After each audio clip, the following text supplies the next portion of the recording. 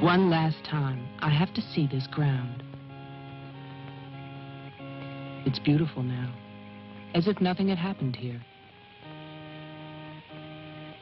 Soon they will tear down the main house, and then nothing will be left.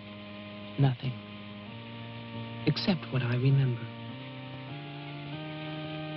I grew up in the town nearby, where my father was the mayor, and where this house stood waiting for me.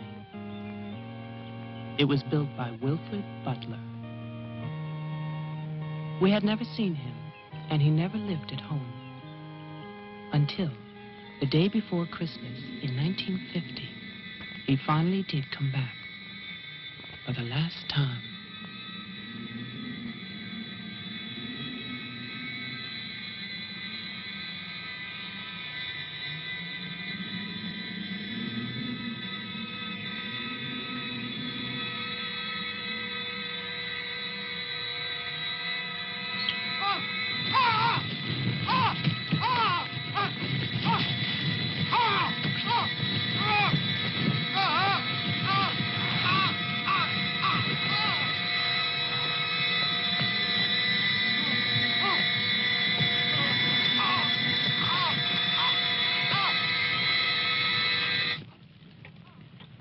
All of us believe that his death was an accident. No one knew that another person had come to Butler House that Christmas.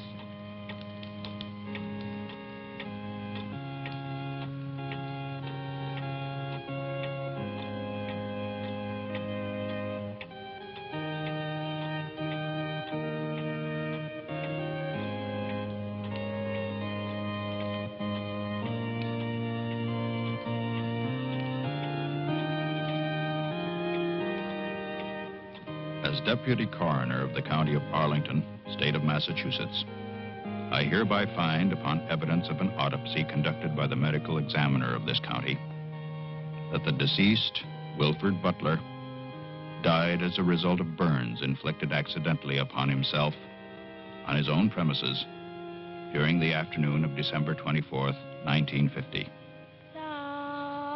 No further inquiry shall be held over the body of the deceased, and this inquest is officially closed. All is calm, all is bright, round yon Virgin Mother and Child.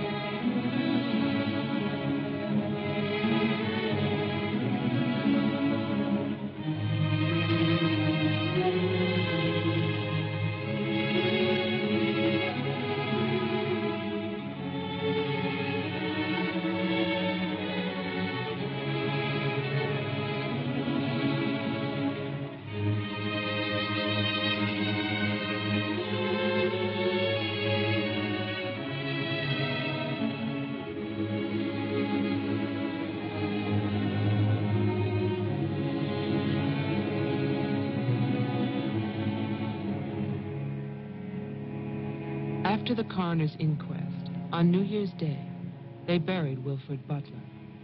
There was no one there to mourn him. It was the funeral of a stranger.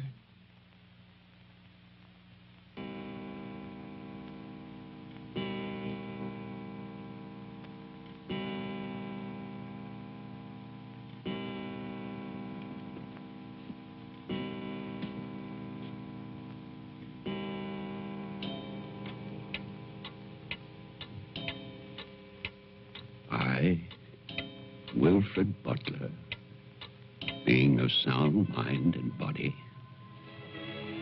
at least what the world considers sound, do hereby leave my house and its grounds and all personal effects within that house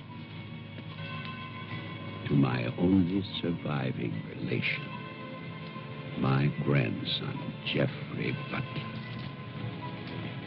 And I solemnly charge him with one duty. Let him leave the house as I left it, standing untouched to remind the world of its inhumanity and cruelty. For 20 years, that house lay empty, exactly as Wilfred left it. And then, last year, rumors began that it was finally being sold. The newspaper story traveled through the county to a state hospital for the criminally insane.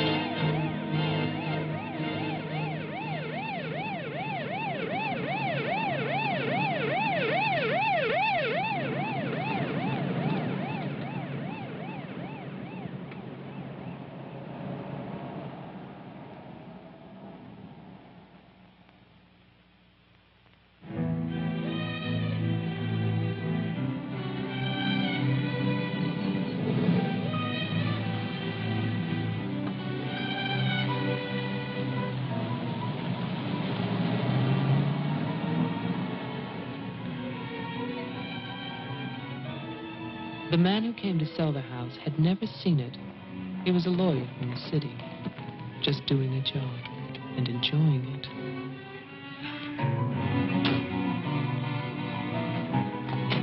Stop! And look serious, please. Oh, you're hopeless.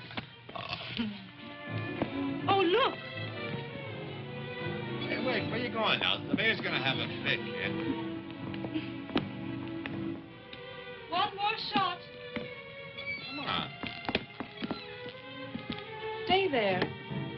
I want one together. And smile.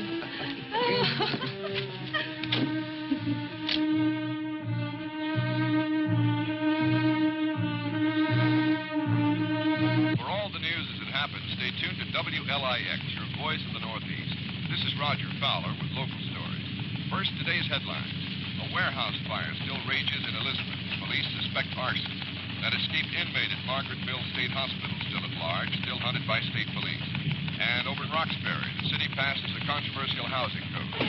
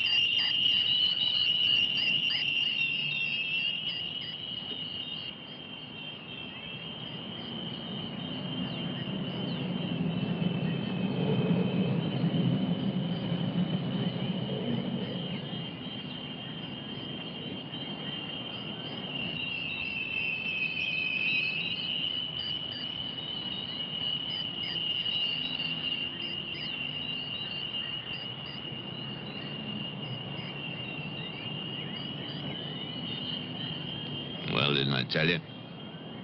It's beautiful. Can we see the rest of it? Honey, that was it. I think the mayor's waiting for me. My love is such an important man. Right. Laura always says that. Darling, What? Don't be long. Honey, if you get bored, just look at the view. Sooner or later, that viaduct's gonna take us back home.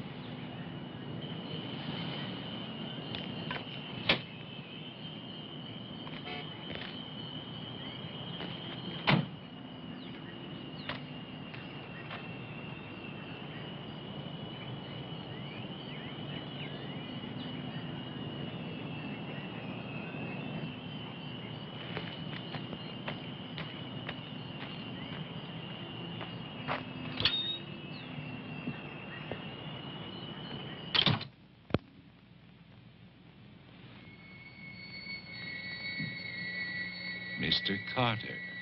Mr. Mayor.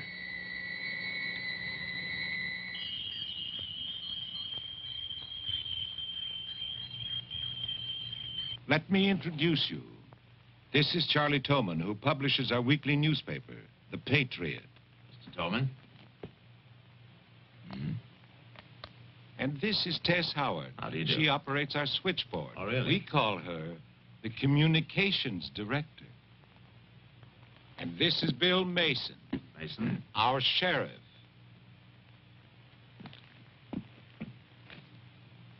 Won't you sit there, Mr. Carter, at the head of the table? Thank you. I didn't expect to meet you all together. It's quite a reception.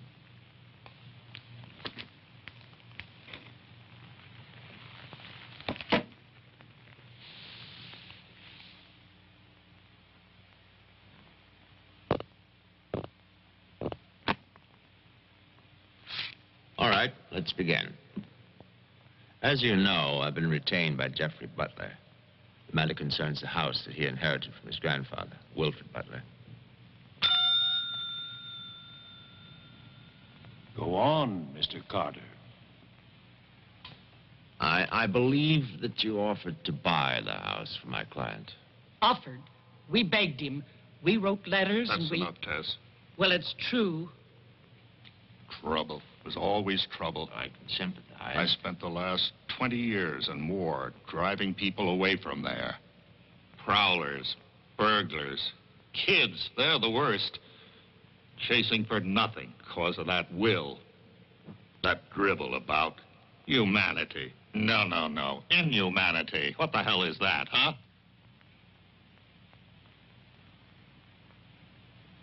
Yes, well, he was a bitter man. Hate. It must have been very hard. It must have been hate.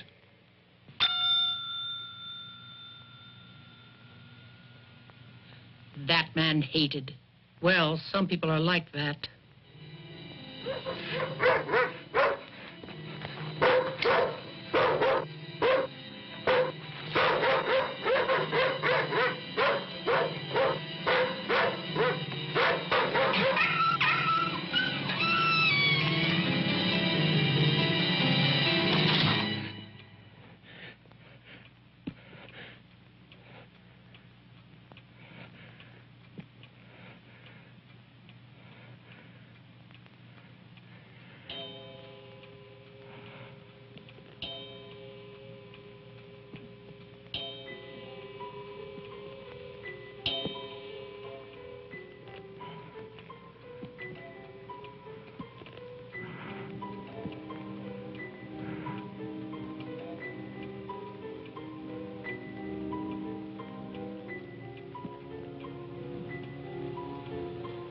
The question is, well, do you still want the house?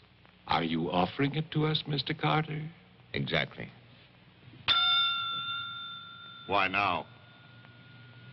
Well, that's Mr. Butler's business, isn't it? You know we're not rich. Most of us came here during the Depression. But we love this town. It's our home. And naturally, you want to improve it. Exactly.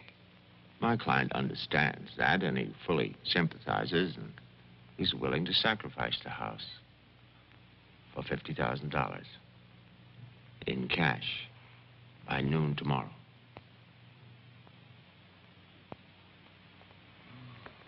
That's an awful lot of cash. It's also an awfully good bargain. You could go to Wilton. You could go now to the bank. Am I clearly understood? All that cash. Perfect. I'll wait for your answer till tomorrow. You're spending the night here? Yes, May I ask where? at the Butler House. We could put you up at the motel as our guest. No, the house is fine. The Paradise Motel. That's very kind of you, but I'm meeting Mr. Butler about some personal items. You'll want a phone. I can reconnect the line. Don't trouble, please. No trouble. You'll need a phone. Don't want to be stuck out there. Well, you've convinced me. Thank you. By the way, have you known Mr. Butler a long time? No, I've never met him. He called me and asked me if I'd handle this for him. I said yes. He had the key delivered to my office. Mr. Mayor, Sheriff, Mr. Tolman, Miss Howard, see you all tomorrow. In fact, I'm looking forward to it.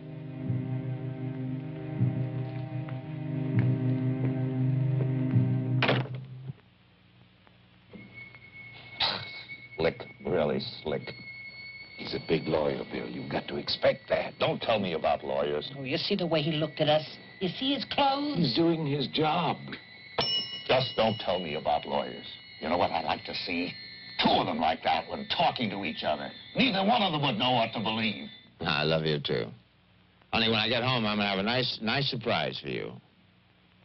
No, I can't tell you what it is now. It wouldn't be a surprise, now would it? No, I can't come home now, but it'll be very soon. Very soon. Honey, of course I miss you. Yes, I miss Mommy, too. Laura, how are you, kid?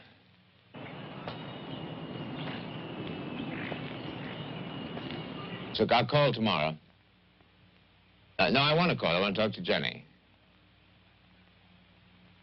Yeah, well, as a matter of fact, I'm having a fine time. Well, same to you, darling. What do you mean, hostile?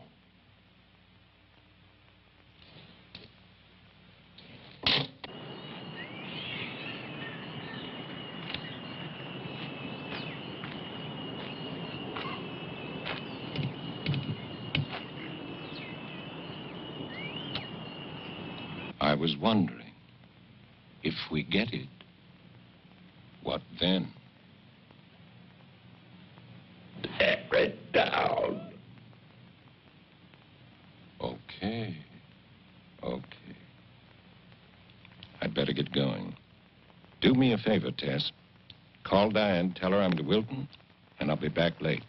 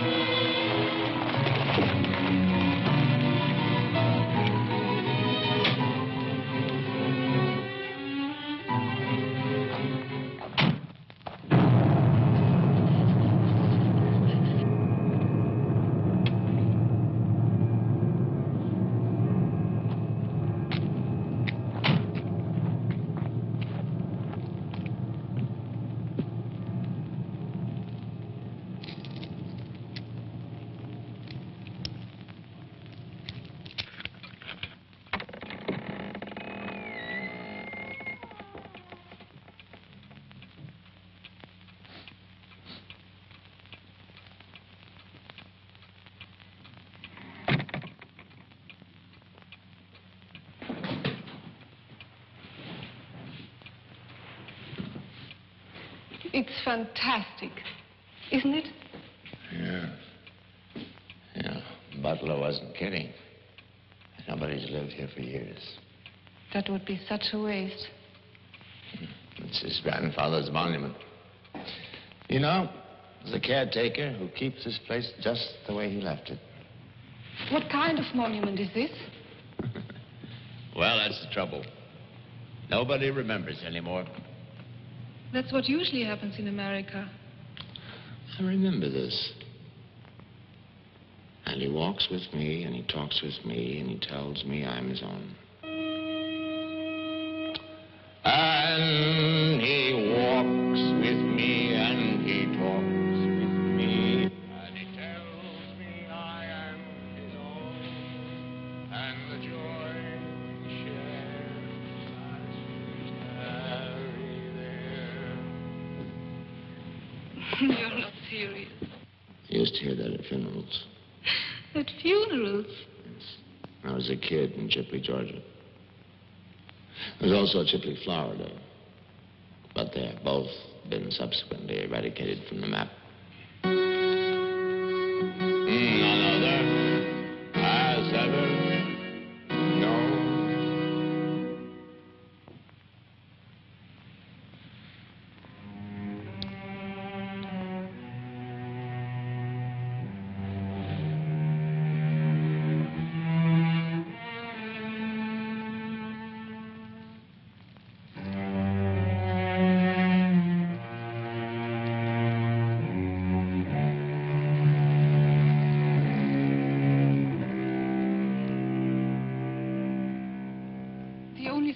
Was a delicatessen, so I brought you pastrami, salami, potato salad, macaroni, everything you like.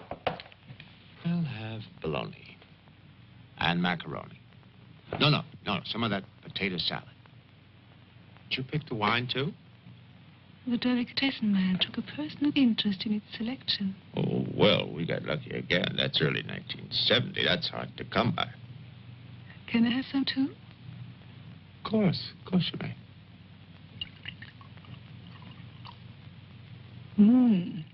Thank you.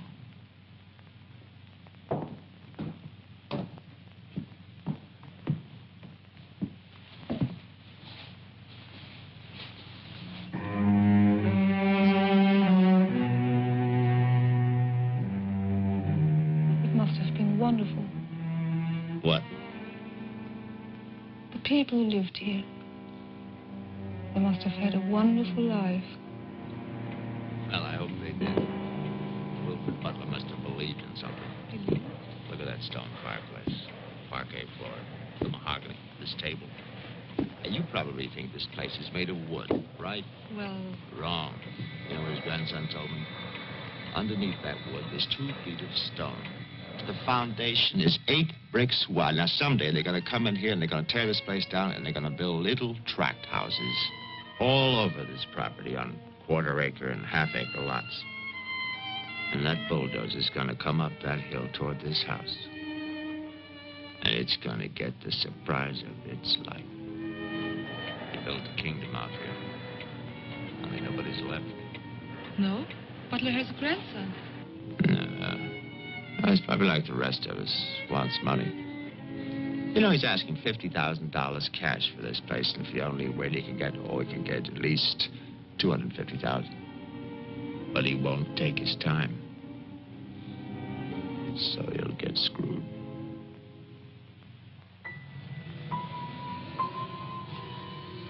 Do you want to go upstairs now? Soon. You know, one of the great pleasures in life is the pleasure of anticipating pleasure. Isn't it? We are very close now, aren't we? Sure, honey. Very close.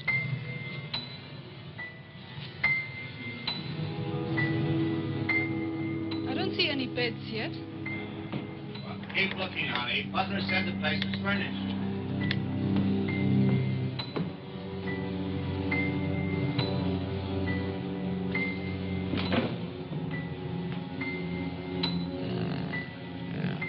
It's furnished.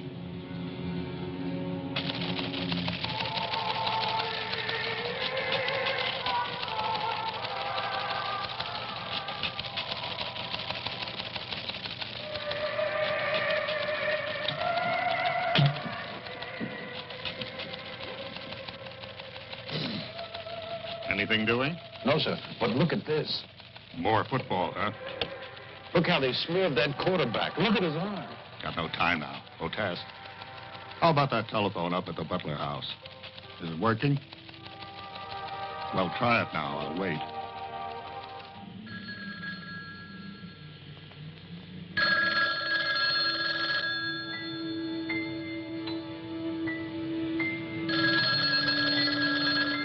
Hello? Oh, yes, Miss Howard. Yeah, the phone's working fine. Very nice of you to call. Thank you. Good night. Honey, I'm going down to the car to get some cigarettes. Be back in a minute. Okay. Don't get lonely. No.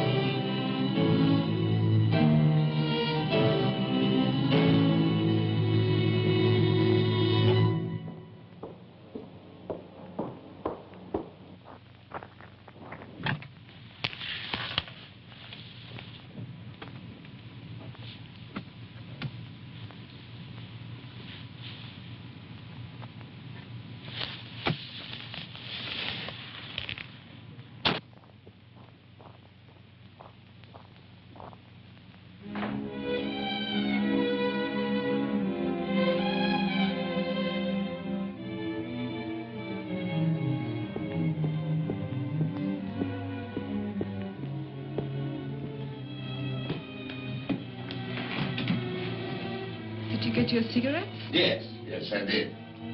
May I have one? Sure. Oh, it's the most amazing things. These cigarettes come in these very small packages these days. Oh, that's for me? Mm-hmm. Can I open it? Oh, no. Our Christmas is day after tomorrow. Is that an order? Yes, ma'am. That's an order.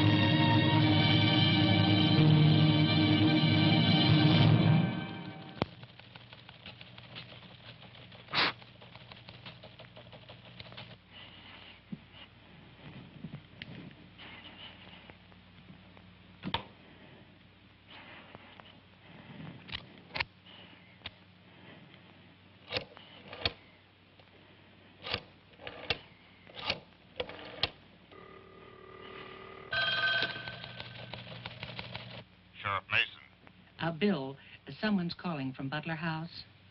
Okay, put him on. Go ahead now.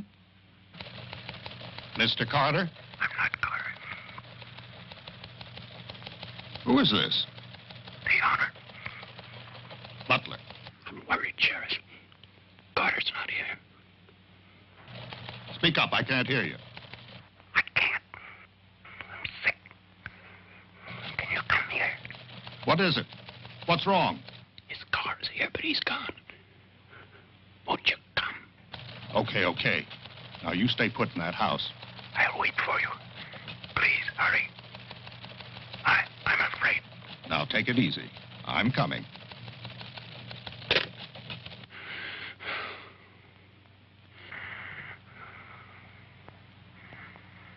Mr. Butler, are you done? Tess, I have come back. What's that? Tess, I want to see you again. Hello? Who is this? You know me, Tess. It's Mary Ann. Tell the mayor. Tell them all. I'm waiting in my father's house. Tess, it's so lonesome here. Don't be long. Hello? Hello? Hello?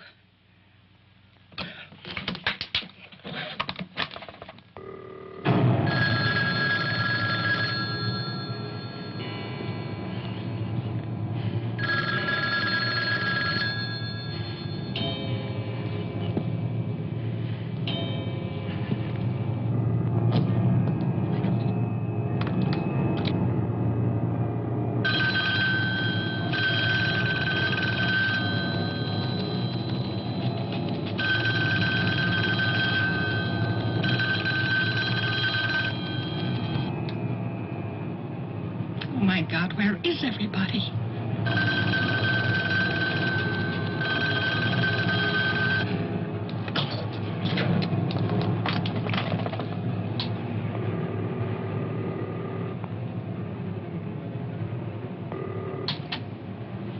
Hello?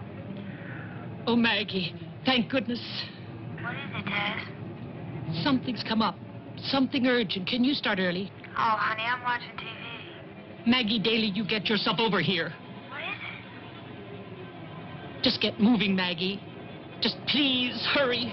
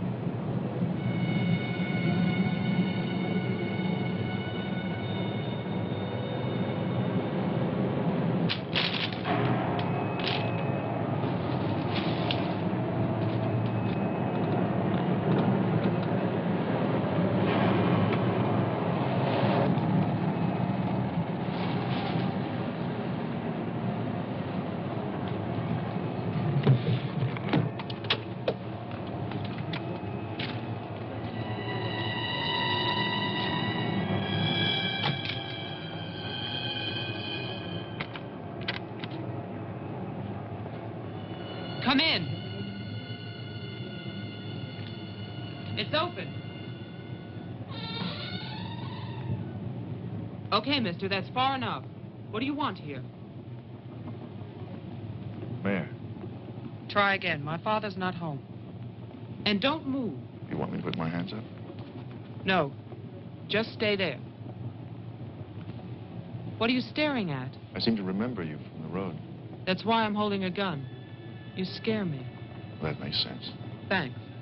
Does everybody carry one here? You can ask the sheriff when he gets here. I'll call him. I'm sorry to disappoint you, but the sheriff's office is empty. How do you know? I was just there. Who are you? Jeffrey Butler. Oh, you're the one who's selling the house. Yes. Have you any ID? Come on. Don't laugh at me. I want your ID. Some maniac escaped from Margaretville.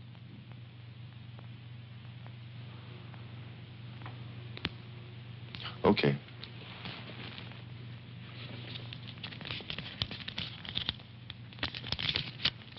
Put it on the table.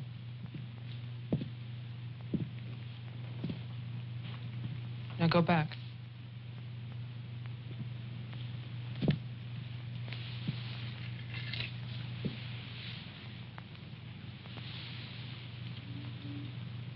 California license. Lucky you. Would you like to see my maniac card from the asylum? They give you one when you escape. There's a big scarlet M on it so people won't get confused. Okay. Look, I'm sorry about the gun. My father's in Wilton getting your money. All I want to do is to get into my house. The sheriff's deputy might have a key. He's about the only one I know of. Well, where's he? You go down the road about 1.5 miles till you come to a white house with a white fence.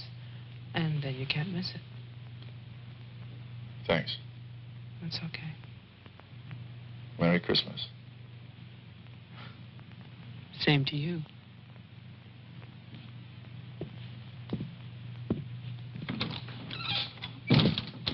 If I don't call back in an hour... What? Call the mayor or Mr. Tone and nobody else. Promise me you'll do that. Well, sure. Mark it down, honey, so you'll have it. Sheriff at 301. I'm heading west on Route 5 to Butler House. You'll hear from me.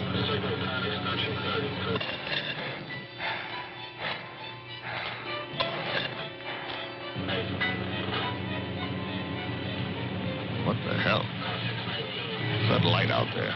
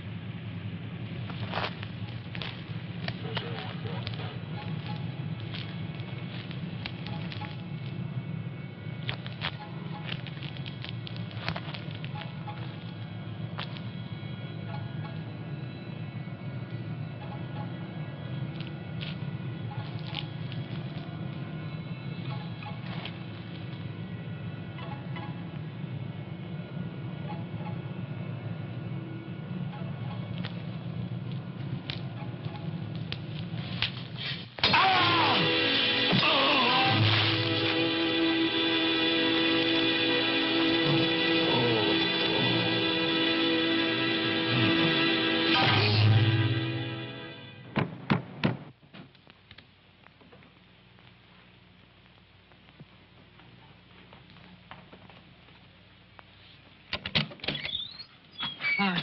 Hi. Did you find the deputy? No, I wasn't there. Oh. I was thinking, isn't your lawyer supposed to be at the house? The door was locked. His car was there, so I borrowed it. You mean you stole a car? Yeah. Keeping it warm. What if he needs it? Let him find me. Who's coming to dinner? Oh, Daddy. We always have dinner every Thursday. Do you want something? No, I ate Paradise Motel. Yeah, I know. It's awful. What about a drink? Yeah. It's Cheap bourbon, but that's a big favorite around here. Do you want ice? No, straight. You look tired. I am tired. Well, here's to a fast dollar. Cheers.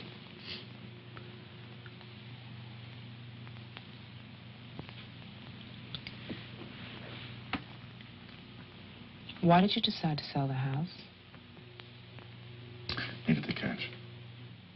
After all these years? I need it now. Huh. What's it like on the inside? You know, I've never seen the inside. When I was a child, my father told me to stay away from it, or something terrible might happen. Sort of like a haunted house. I haven't seen it either. You're going to sell it and you've never seen it? Yeah. Oh, it's too bad. It's about the only place to see around here. Oh, I forgot. Someone keeps calling with a message for my father.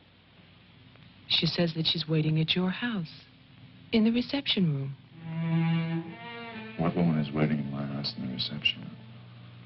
Oh, I don't know. It's not a voice that I know. I better go out there. Can I come too? What for? I'm pushy. I suppose you'll be going back to California soon. California? You said you lived there, remember? No, I'll be traveling. Jeff, look. It's the sheriff's car.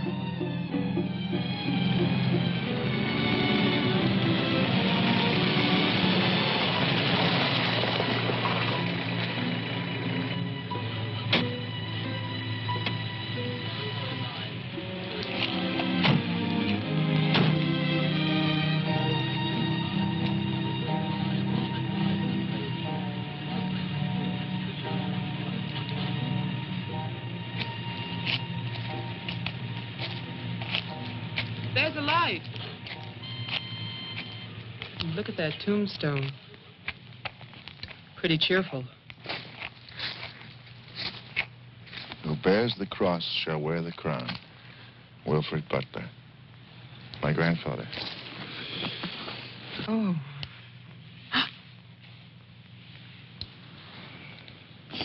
Someone left their sunglasses in the snow. They're the sheriff's. My lawyer's missing. So is the sheriff. You get strange phone calls. And now someone's fascinated by my grandfather's grave. Let's get out of here. You still want to go to my house? Yes. But I don't want to go alone. Listen. I'm not nervous. Well, of course you're not. Oh, it's the cold. I'm shaking from it. Let's get out of here. Okay. We'll get help in town. It's 10 minutes drive.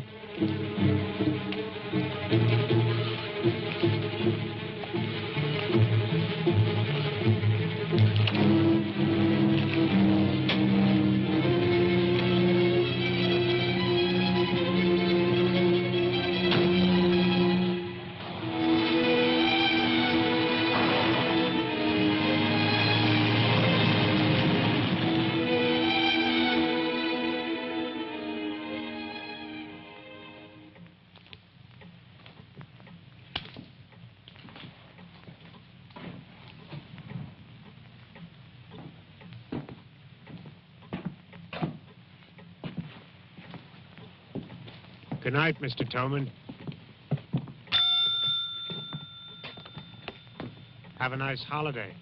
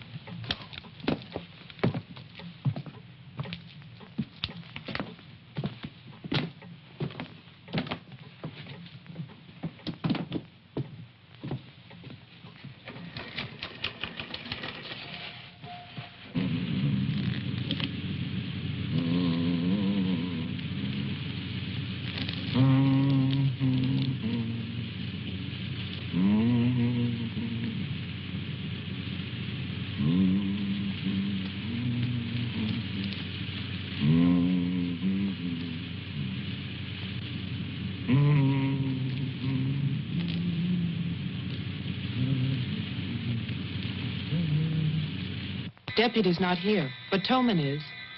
Who's Toman? Come on, you'll see.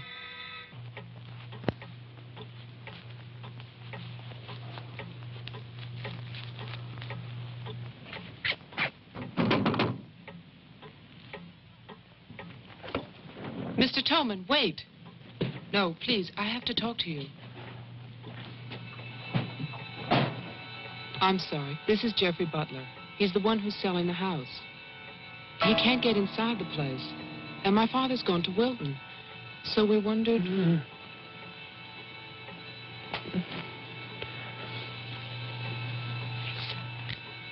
Anything wrong? He'll tell us. Tess has gone to his house. Why would she go there? I don't know. Anyway, she won't get in. You say it's locked. He says she hates the place. Would you like to drive there? Diana could stay here, lock herself in. I need a key.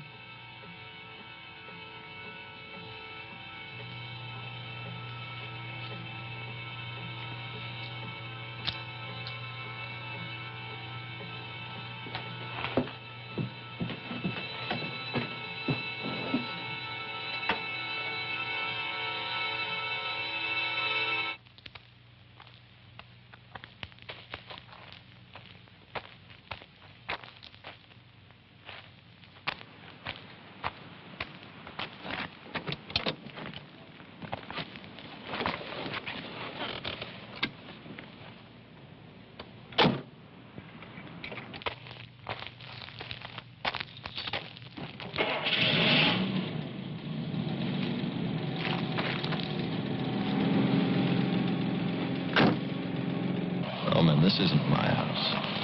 It's Tess's.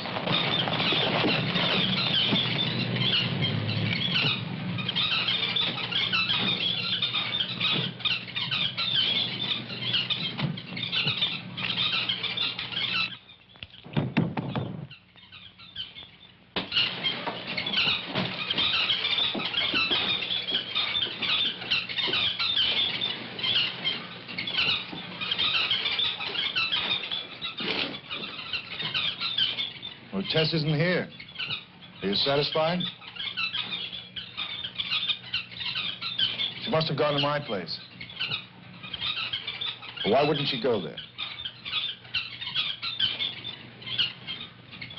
She hates it. Maybe she went to see the woman who's there. Someone called the mayor's house before. Said she'd be waiting.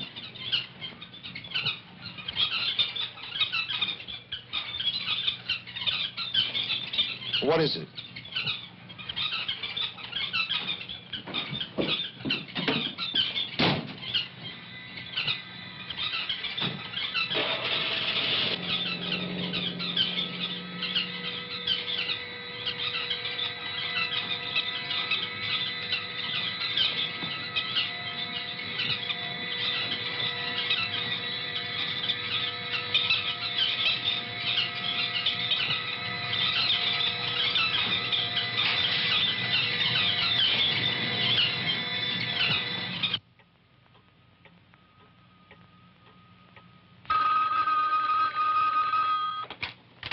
Hello, Jeff?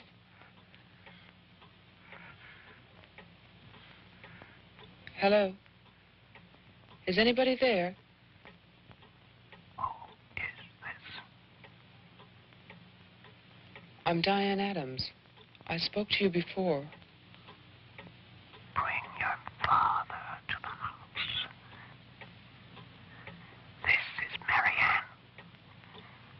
Tell him I have the diary. I'm waiting. Who are you? He'll know. Christmas Eve, 1935. Hello? Hello?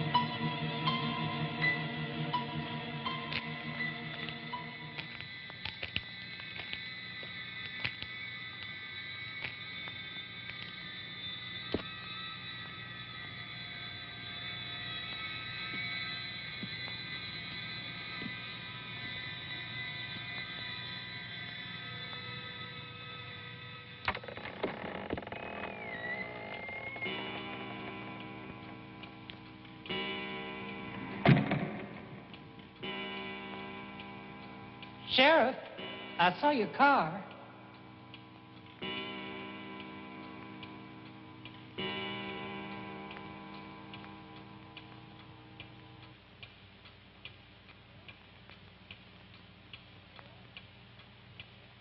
Bill?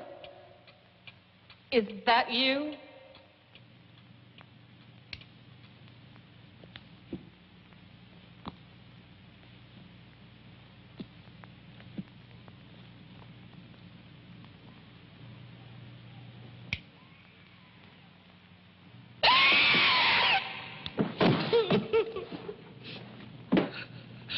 Tess, you can't see me, but I can see you. Oh, yes, I remember that face. You're older now. And fatter. But still, Tess. And you're frightened, aren't you? Don't be afraid. I want to help you. Take my hand. Take it, Tess.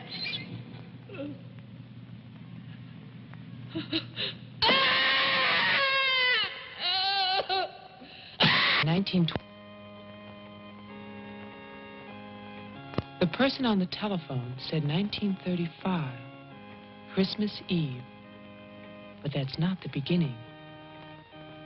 In 1927, Butler House was restored by Wilfred Butler. After that, I find social notes, parties, nothing special. Then, in 1930, Butler's wife, Catherine, dies of tuberculosis. In August 1933, it starts. Wilfred Butler's daughter is cruelly attacked and raped. Her name is Mary Ann, the same name as the caller who left those messages tonight. She's 15 then. On May 2nd, 1934, Mary Ann Butler gives birth to a son, Jeffrey Butler. Jeff. Early in 1935, Butler House is turned over to a Dr. Robinson as an asylum for mental patients. And then Butler goes on to say that he has committed his own daughter. Mary Ann will live at the asylum. There's no end to this story. It's been carefully cut out of all the papers. Why would Toman do that?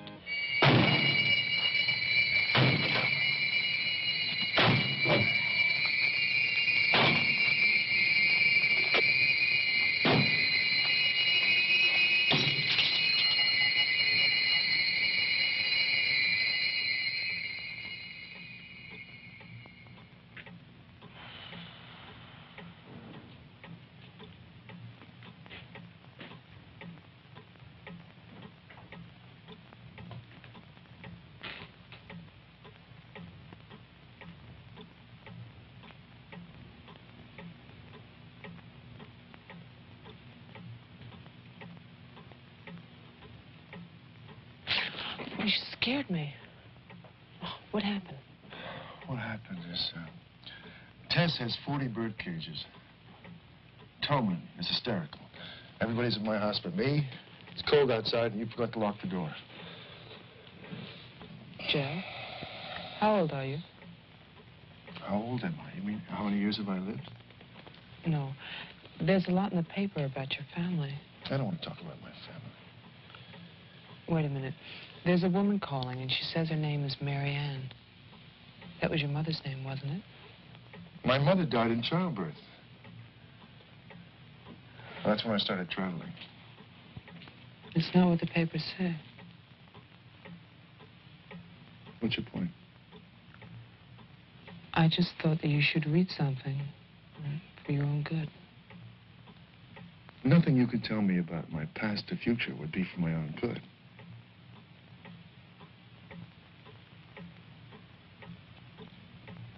Where is the paper? It's on the table.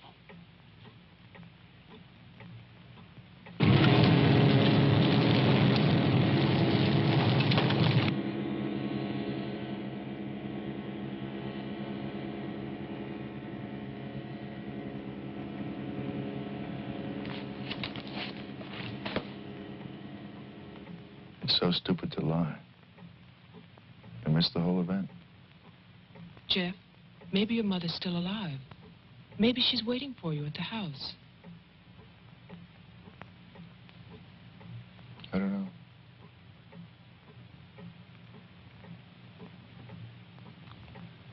Come on.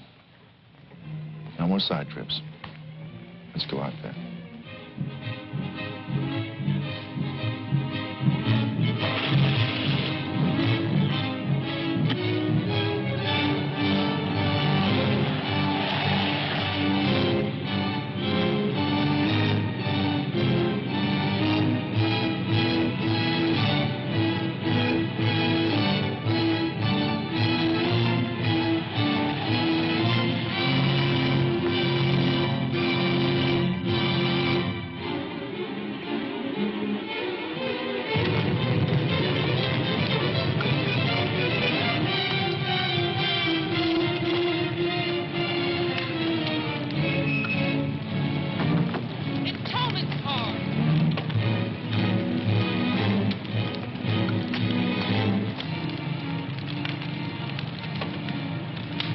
It's empty.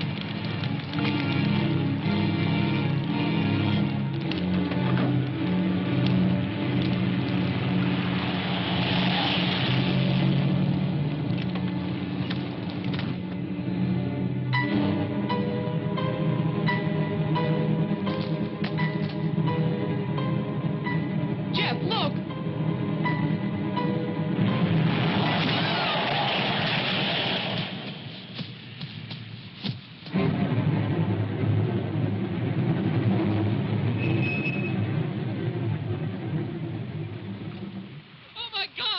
Stay back! It's Toman!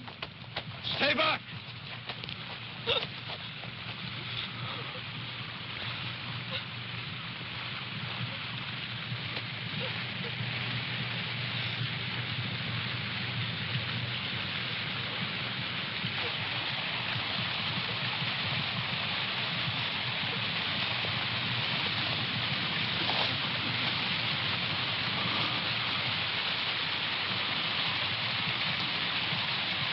She's dead.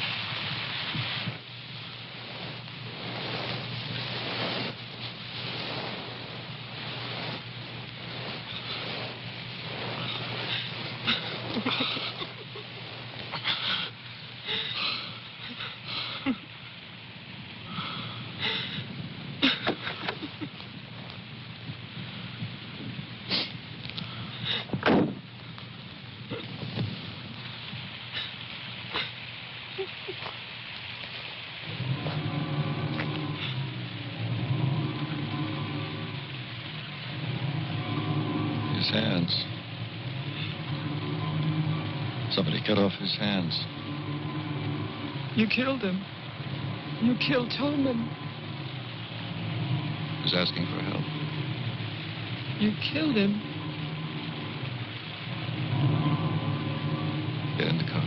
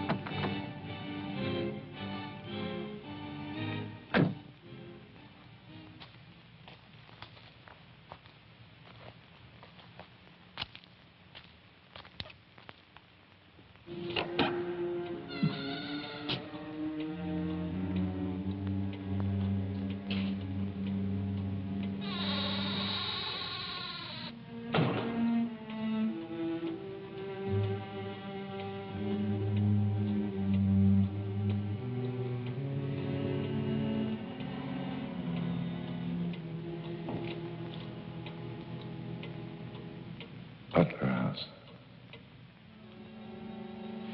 The keys. He took them.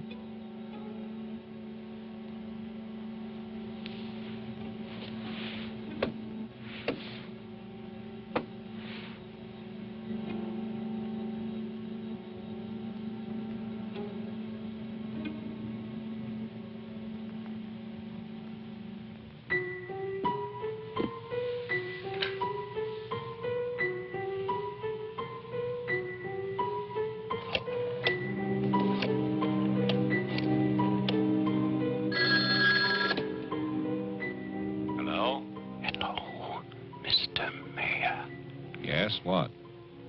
This is Marianne Butler. I'm calling from my house. Won't you come over here, Mr. Mayor? We're having a reunion. Everyone's here, even your daughter.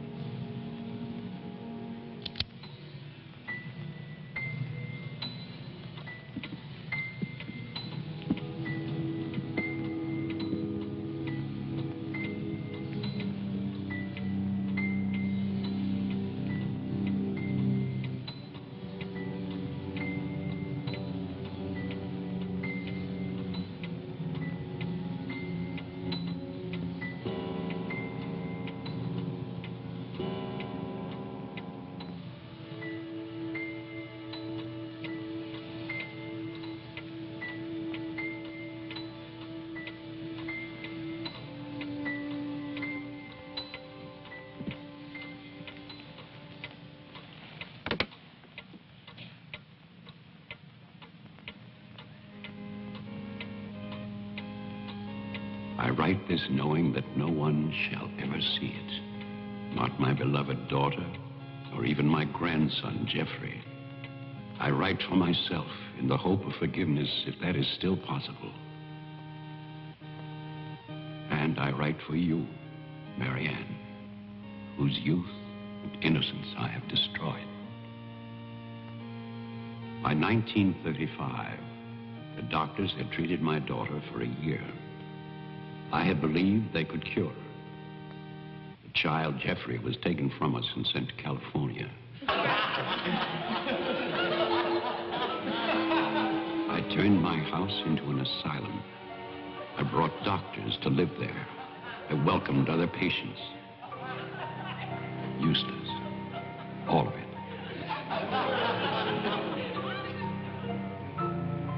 I remembered what she had been. There was never a lovelier, happier child.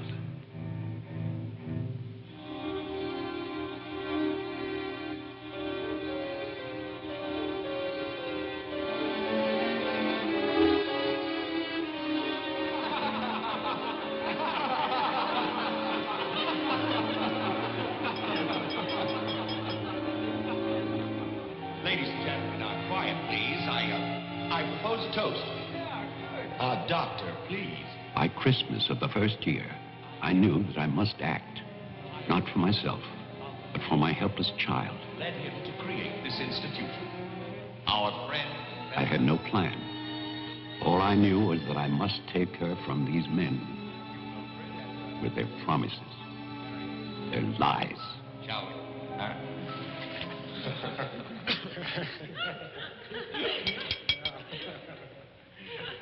For he's a jolly good fellow, for he's a jolly good fellow, for he's a jolly good fellow, which nobody can deny, which nobody can deny, which nobody can deny, for he's a jolly good fellow, which nobody can deny. I knew that they would gorge themselves into a stupor that afternoon. It was their celebration. I expected no less.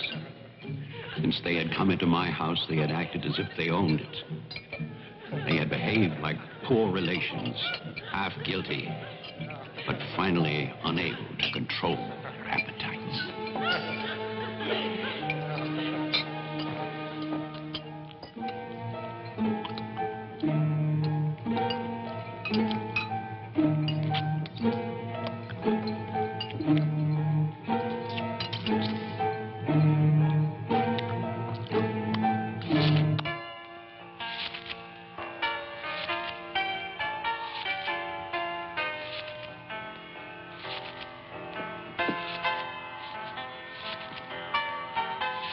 After dinner, they danced and drank as they usually did. All the time, Robinson would smile and reassure me. They expected me to believe, because I had no choice. Wilfred, trust me. He really believed Marianne would be well. He saw a light. There is a light at the end of a long tunnel. Believe me. There is a light at the end of a long tunnel.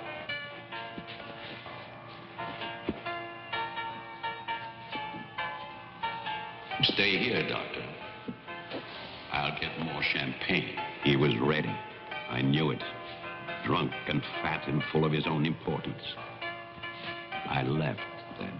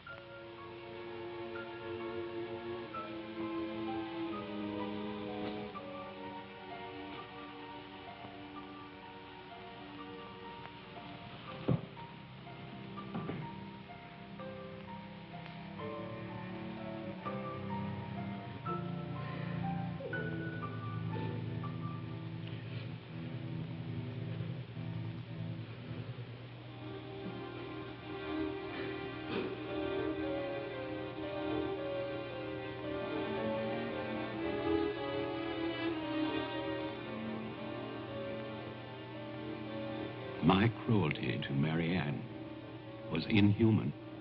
I know that. I had loved her.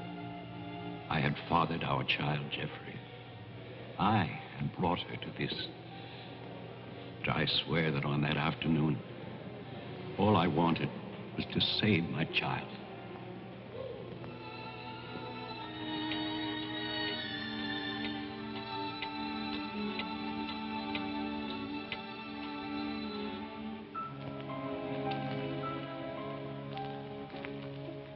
My hope was to get her away from that house. But also, I wanted to set free those other wretches who had so long been abused by the doctors.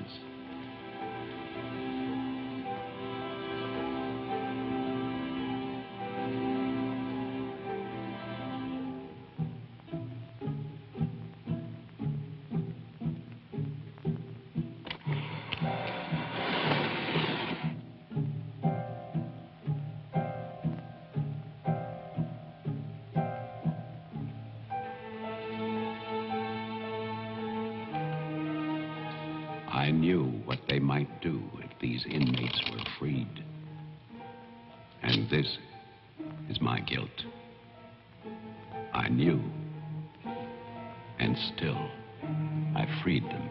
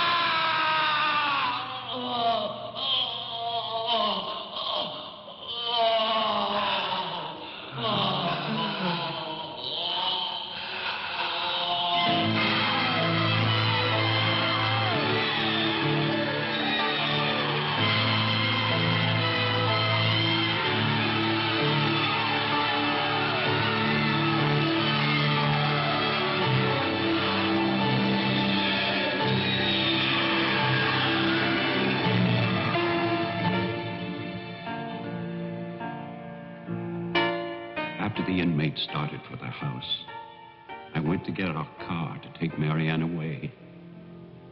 I do not know exactly when she slipped away from me.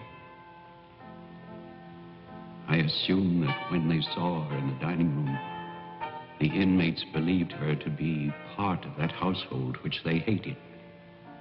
And so, they killed her. Later, there was a celebration. And then most of the inmates fled. I don't know where. But I shall never forget what they did to my child. Since that Christmas, I have lived in prisons and asylums. Lived anonymously, as an animal. I have wandered in bitterness until all seasons have become as one. And that is a season of vengeance.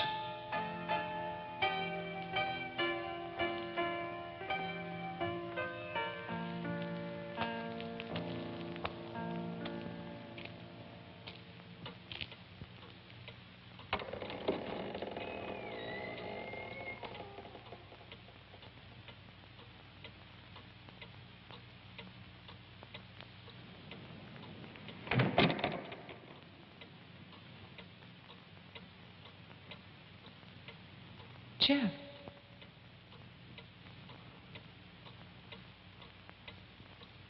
Jeff. Wilfred Butler is still alive. This is still his house. Your grandfather died in 1950. He was burned to death in this house. My grandfather poured gasoline over a squatter he found here. The town wanted to believe he was dead. They still do.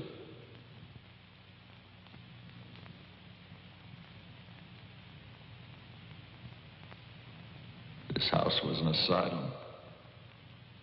There was a massacre by the inmates.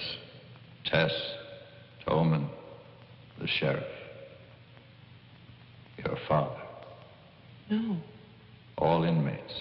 They killed my mother in this room.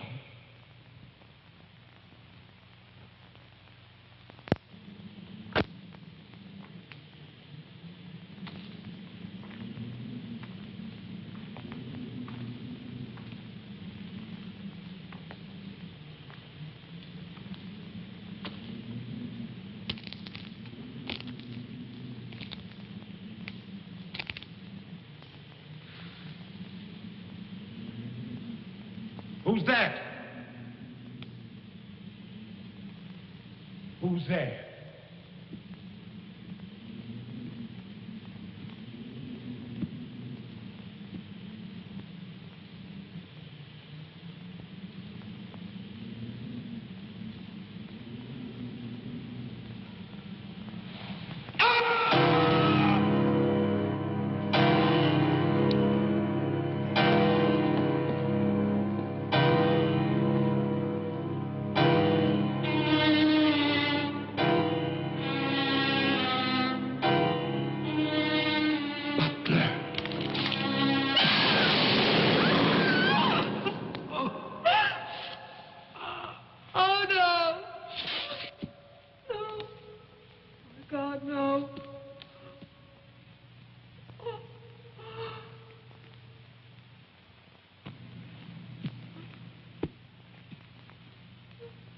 Daddy? Daddy?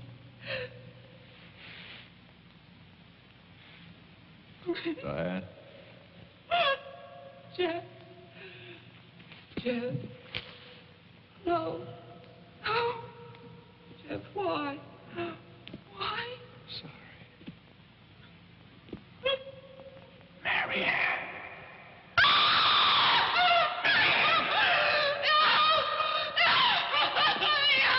Don't run away. Don't. I'm your father. Don't be afraid. I won't hurt you. Please. It's all right.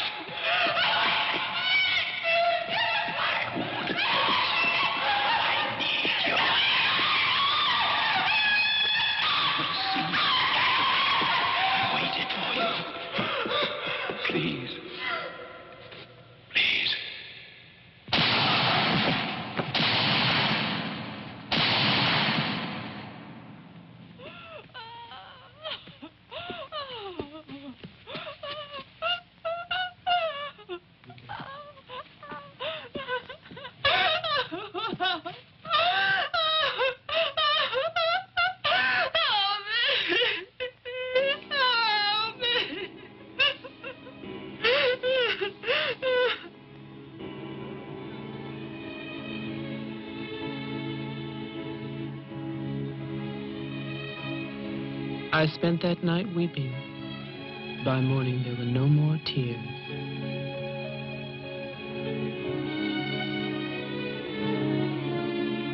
I know that my father and Jeffrey both thought they were shooting at killers, but they were simply the last victims in that house of victims.